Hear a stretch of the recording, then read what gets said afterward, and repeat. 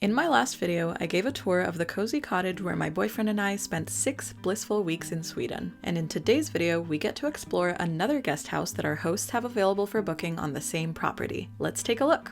I have been entrusted with the keys to the other tiny house, so I can give you a quick tour around this one as well. So they essentially have 2 tiny houses on the property, the one that we stayed in, which is a little bit bigger, and this one, which is a little bit smaller, but actually fits the same number of people inside because the floor plan is really well thought out. This is known as the Yellow Door Tiny House. So let's take a look inside. All right, so heading right in through the front door here. Let me just leave my shoes outside and flip on the lights.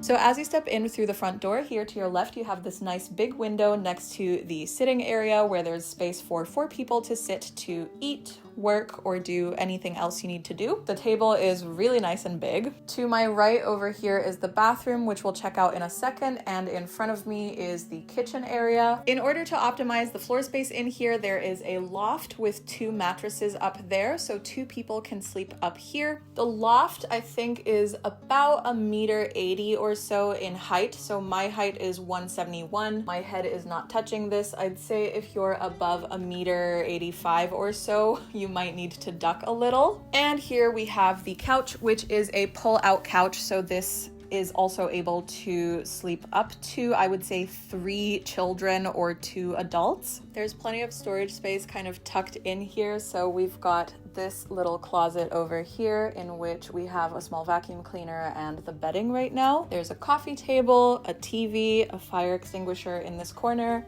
some shelving tucked in here with some books and board games, and more storage over here as well.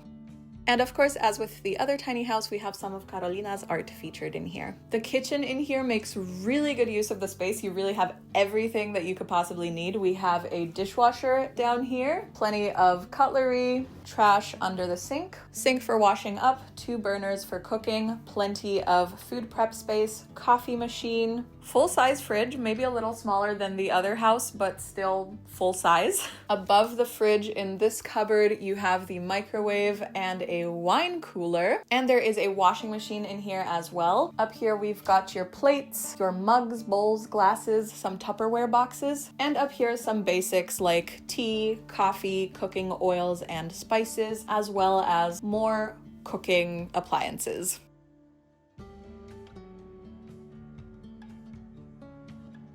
There was a little bit of unused space here in the corner when they bought the tiny house, which Magnus very cleverly designed these drawers for. So this pulls out, the top one has some hangers here so you can hang your clothing, and the bottom one is used for pots and pans. Oh, and an oven. I forgot there was an oven in here too. Karolina mentioned they had a guest who couldn't find the knives, so they're tucked away here next to the cupboards, very out of reach of any small children, so actually a safety feature. As you can see, there is an AC unit above my head, as well as some more hanging space for coats and storage for shoes or anything you might need. A little step stool in here as well. Hello, honey. Can I help you? Hi. Hi. Hi. Oh. Ah. Oh my goodness. Oh, what has Daddy? Oh my gosh. Oh my gosh. What did Daddy do? What did Daddy do? Oh. Oh. Oh. Oh, Mama's so horrible leaving you alone with Daddy. Oh, I'm so sorry. Oh. Let's grab the ladder and make my way up to the loft. Lord almighty, I hope I don't fall. Nice. So when you're placing the ladder, you just line up the metal bar here with these 2 hooks that are up here, and then you have an easy step up. Let's get on up here. Whew. Can you still see my head? Ah!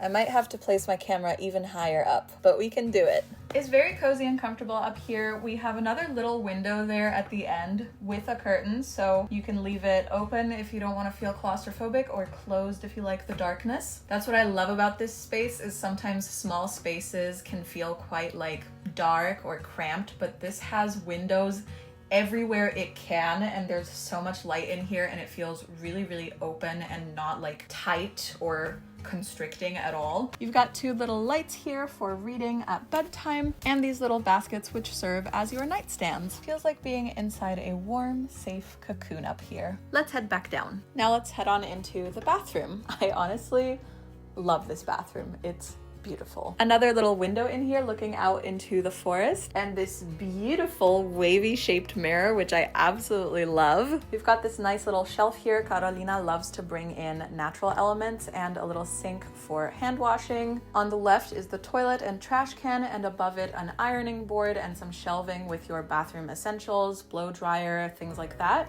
And on the right is the shower, as well as a little bit more storage space and a drying rack for your laundry. Outside, we've got multiple cozy places to sit, and I believe these lights come on automatically once it gets a little bit darker outside. It's still a bit too early for them, but maybe I can put a clip in here of what they look like because they are very charming. So you've got this seating area here and also another one around the corner. And this area is right at the end of the house, so the sofa is here behind me.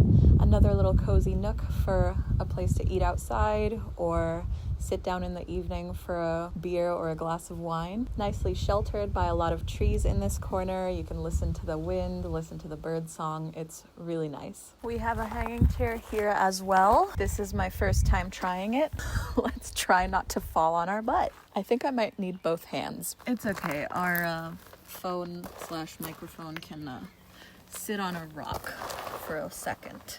Okay, we got there. Feels very nice once you get in. Oh, and I have a nice big pine tree in front of me. I feel so safe here. Oh, okay, let's get up. Here behind the swing, there's even a barbecue if you want to grill something, and the forest path is labeled for your convenience so you can easily find your way. That concludes the tour of tiny house number 2. To get back up to the road or to the main house, you can take either of these 2 trails and make your way up. You can't see me right now, but I am walking the loop to come back down the other way. And here I am, back again. Thanks for joining me on this tiny house tour. If you'd like to book your stay at either of the 2 tiny houses, you'll find the links in the description down below. Thanks for watching!